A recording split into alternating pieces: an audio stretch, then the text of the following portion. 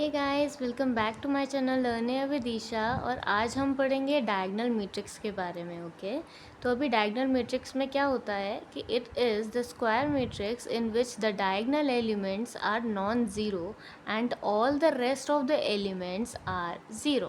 कहने का मतलब यहाँ पर एग्जांपल देख के समझ लेते हैं।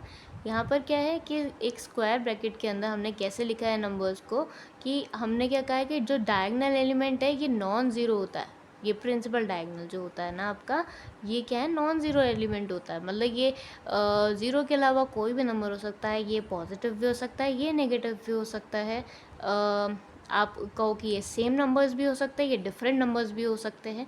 ठीक है, तो ऐसे आप कभी भी किसी भी मैट्रिक्स को देखोगे तो आप उसको डायगोनल मैट्रिक्स कहोगे। ये भी एक डायगोनल मैट्रिक्स है, ये भी एक डायगोनल मैट्रिक्स है।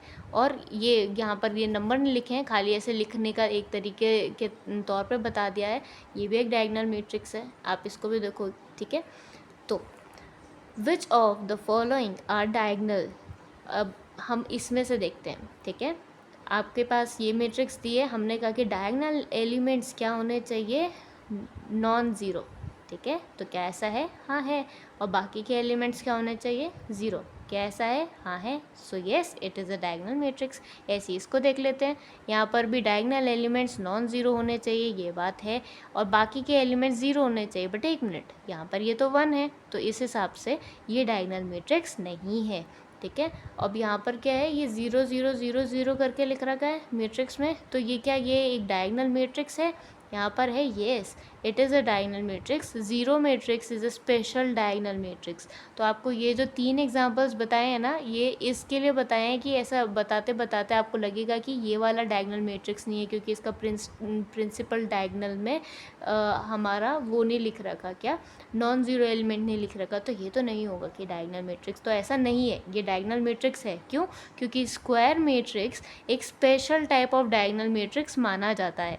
ठीक है, तो इसको मतलब एक ज़ीरो मैट्रिक्स जो होता है ना, ये ज़ीरो मैट्रिक्स, ये एक स्पेशल टाइप का डायगोनल मैट्रिक्स माना जाता है। सो आप यहाँ पर नो नहीं बोल सकते, आपको येस बोलना होगा कि हाँ, तो इसलिए ये भी एक डायगोनल मैट्रिक्स हुआ।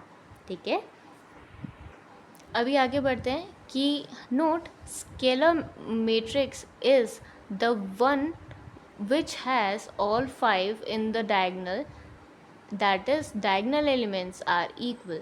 इसका मतलब क्या है, एक स्केलर मैट्रिक्स जो होता है, ये भी एक चीज़ हुई जिसमें कि आप, यहाँ पर मैंने एग्जांपल से 5 लिख के बताया, आपको मैं लिख के प्रॉपर बताती हूँ। ये देखो, अब हमारे पास स्केलर मैट्रिक्स के बारे में हमको बताना है। तो कह रहा है कि एक स्केलर मैट्रिक्स क्या हुआ, तो ये वो हुआ जिसके डायगोनल में सारे एलिमेंट्स, जैसे कि मान लो फॉर एग्जांपल 5 हैं, बाकी सारे क्या हैं, ज़ीरो हैं। तो एक ये डायगोनल मैट्रिक्स भी है, लेकिन इसके जो प्रिंसिपल डायगोनल में जो एलिमेंट्स है ना, वो सारे क्या हैं, सेम एलिमेंट्स है। तो अगर ऐसा कभी होता है तो हम ऐसे मैट्रिक्स को क्या कह देते हैं, ना केवल ये डायगोनल मैट्रिक्स है बल्कि ये क्या है, एक स्केलर मैट्रिक्स भी कही जाएगी। ठीक है, तो एक स्केलर मैट्रिक्स भी है। ओके, तो यहीं पर, यहाँ पर वही लिख रखा है कि एक scalar matrix is one in which you have 5 in the diagonal, that is diagonal elements are all equal. ठीक है, सो इसके थ्रू हमने एक स्केलर मैट्रिक्स की बात को भी समझ लिया कि ये भी कुछ चीज़ होती है। हमने यहाँ पर ज़ीरो मैट्रिक्स के बारे में समझ लिया कि वो भी कुछ चीज़ होती है। हमने डायगोनल मैट्रिक्स के बारे में भी समझ लिया कि वो भी एक टॉपिक है हमारा, वो भी कुछ चीज़ है। ओके, अभी आगे बढ़ते हैं कि कंप्यूट डिटर्मिनेंट एंड इनवर्स।